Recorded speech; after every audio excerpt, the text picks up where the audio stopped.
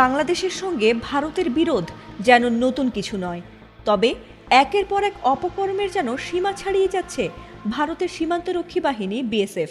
এমনকি তাদের এসব উগ্র আচরণের কারণে সীমান্তবর্তী মানুষদের কানাঘুষা এই যে তাদের কাঁটাতারের ধারে কাছে মানুষ তো দূরের কথা, মশামাছিও যেন নিরাপদ নয়।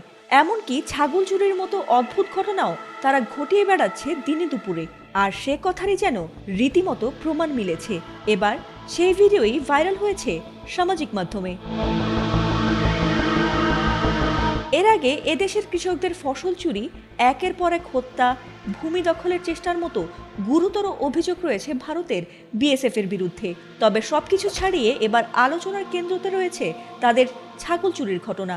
বাংলাদেশের সীমান্তে ঢুকে একটি ছাগল চুরির অভিযোগ উঠেছে ভারতের সীমান্তরক্ষী বাহিনী বিএসএফ এর বিরুদ্ধে। এর আগে সীমান্তে চোরাচালানকারী ও কৃষকদের চোর বৃত্তির সহায়ক হিসেবে কাজ করে এই বাহিনী এমনই অভিযোগ ছিল। তবে এবার তাদের দ্বারাই সরাসরি ছাগল চুরির একটি অভিনব ভিডিও সামাজিক যোগাযোগ মাধ্যমে ভাইরাল হয়েছে, যা ব্যাপকভাবে সমালোচনার জন্ম দিয়েছে।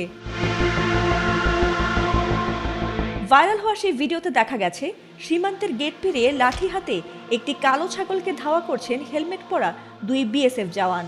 সে সময় তারা ছাগলটিকে ধরার অনেক চেষ্টা করছেন, তবে বিএসএফ এর জওয়ানরা এক পর্যায়ে লাঠির মাধ্যমে ছাগলটিকে থামিয়ে দেয় এবং তাকে ধরার পর সীমান্তের ওপারে চলে যায়। ভিডিওটি দেখে খুব সহজেই বোঝা যাচ্ছে যে অনেক দূর থেকে এই দৃশ্য ধারণ করা হয়েছে, কিন্তু এই ঘটনাটি কোন এলাকায় ঘটেছে তা এখনো জানা যায়নি। ভিডিওটি ছড়িয়ে পড়লে তাতে ব্যাপক প্রতিক্রিয়া দেখিয়েছেন নেটিজেনরা। সীমান্ত এলাকায় এ ধরনের ঘটনা প্রায়ই ঘটে থাকে, যদিও সীমান্তবর্তী এলাকায় সাধারণত পশুপালন এবং সীমানা পারাপারের বিষয়ে নিয়মকানুন কঠোর। এমনকি সাধারণ একটি ছাগলও দেশের সীমান্ত অতিক্রম করলে তা নিয়ে আইনগত ব্যবস্থা নেওয়া হয়।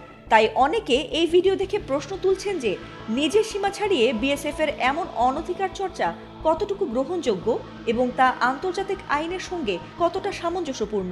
যদিও এই ভিডিওটিরও সত্যতা নিয়ে প্রশ্ন তুলেছেন অনেকেই। ফাতিমা সুলতানা, এটিএন বাংলা।